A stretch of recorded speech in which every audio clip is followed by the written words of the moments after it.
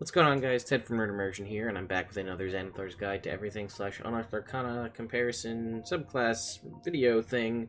Done a lot of these, so it gets a little old saying it, but I'm not even close to being done. But what do we have this time? We have this Swashbuckler. Thankfully, this one's going to be a quick video.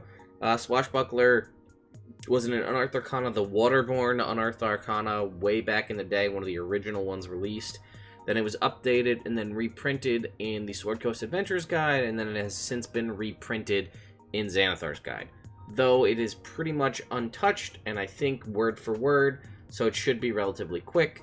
So let's jump in. So, here we have Sword Coast Adventures Guide. Fancy footwork at level 3. If you make a melee attack against a creature, they can't make opportunity attacks against you for the rest of your turn.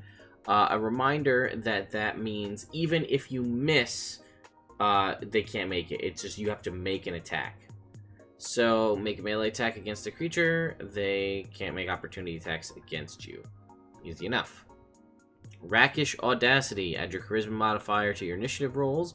In addition, you don't need advantage on your attack roll to use Sneak Attack if no creature other than your target is within 5 feet of you.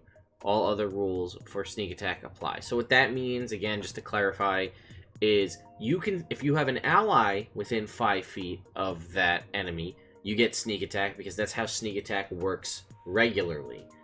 But the way this doesn't work is if you have another enemy within 5 feet of you. So you can't, because you're a swashbuckler, right? You're one-on-one dueling your enemy. If they have another, you can't do 2-on-1 because then you won't have sneak attack. But other than that, you're good to go.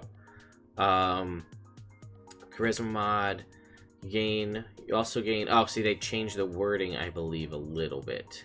Yeah, see, in addition, you don't need advantage. So now it says, you also gain an additional way to use your sneak attack. You don't need advantage on the attack roll to use your sneak attack against the creature if you are within 5 feet of it.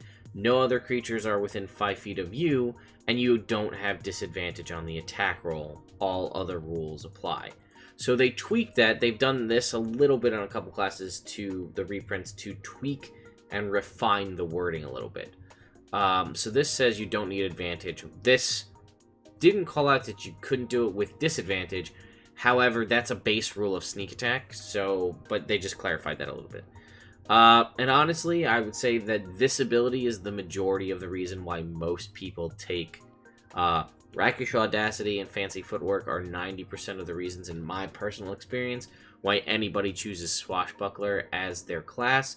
The things beyond are nice, but they're just not as good. I feel like what people will refer to often as always on sneak attack is typically better. Than personally, I feel than what outweighs most of what comes later. But Panache. As an action, you make a Charisma Persuasion check, contested by a creature's Wisdom Insight check. You must be able to hear you, and you must share a language. If you succeed on the check and the hostile creature, and the creature is hostile to you, it has disadvantage on attack rolls against targets other than you, and you can't make opportunity attacks, against targets other than you. This effect lasts for 1 minute, or until your companions attack the target, or affects it with a spell, or until you or the target are more than 60 feet apart. If you succeed on the check, the creature isn't hostile to you, it is charmed by you for 1 minute. While charmed, it regards you as a friendly acquaintance. This effect ends early if you or your companions do harm, or anything harmful to it. So, I mean, there really is no downside to using Panache, or Panache, however you pronounce it. But it is an action to do so, so that's sort of, I guess, the trade-off. But if they fail, then you get something even better. If they succeed, they're still charmed by you, so you win on that. But, so yeah, if they fail, they have disadvantage on attack rolls against everybody except you, and can't make opportunity attacks except against you. So basically, you are trying to goad them, essentially, into attacking you. So let's see if they change that. Action, Charisma Persuasion check, contested by Wisdom. If you succeed on a check, if you succeed on the check and the creature is hostile to you, it has disadvantage on attack rolls against target. Effect lasts for 1 minute. If you succeed, wait, hold on, what? If you succeed on the check, oh, my mistake. If you succeed on the, I spoke incorrectly. It's if they are hostile to you, then it's disadvantage on attacks. If they are not hostile to you, they're charmed. I'm sorry, I totally misread that. My mistake. If you succeed on a check and the creature isn't hostile, it's charmed for 1 minute. While charmed, yeah, so it's basically, that's that. Okay, sorry. Ignore what I said before. If they're hostile, it's disadvantage on attack rolls against creatures other than you and no opportunity attacks.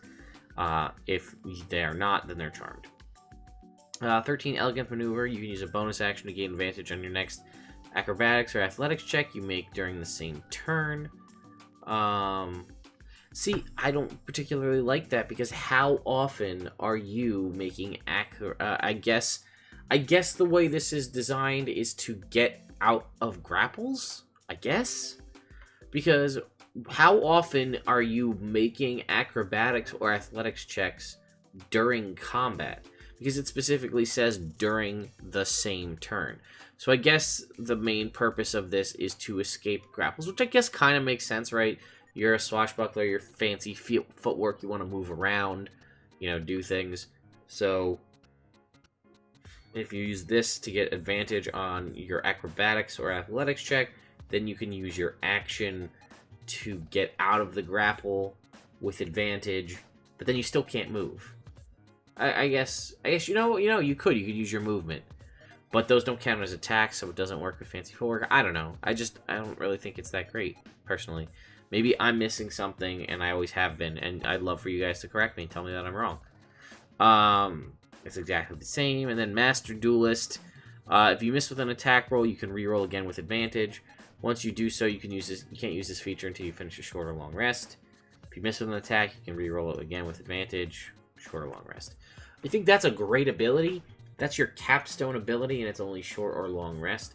I think it's very powerful. If you miss with an attack, you can re-roll it with advantage, which then means that if it didn't already trigger sneak attack, now it does, because you have advantage on the attack roll. But it's once per short or long rest, and it's your, like, ultimate ability. I mean, maybe number of times per equal to your charisma modifier, maybe? That would make you have to sink more. You want to sink more points into charisma, even though you do for your initiative. This would sort of force you to sink more in. Maybe it'd be charisma modifier times per short rest, or charisma modifier times per long rest. Just because I feel like that's a little bit longer, or it gets potentially more, or 1 plus your charisma modifier per long rest, or something like that. Again, it's a strong ability, no doubt, but to only be able to use it once per short rest seems. I don't know. Maybe that's just me. I don't know. Anyway, guys, I hope you enjoyed this quick summary. Although quick is 8 minutes, it's not exactly that quick. Summary of the Swashbuckler Rogue. Next, we will be back talking about the Sorcerer. We're finally making it into the casters here, the primary arcane casters. So we'll be starting first off with the Divine Soul Sorcerer. So hope to see you guys next time. Yeah, if you're watching this, depending on when you're watching this, happy holidays, everyone. I hope you're having a good time spending time with family. And if you're taking time out of that to watch my videos, well, then I'm very gracious that you do just that. So, thank you, everyone. And I'll see you soon.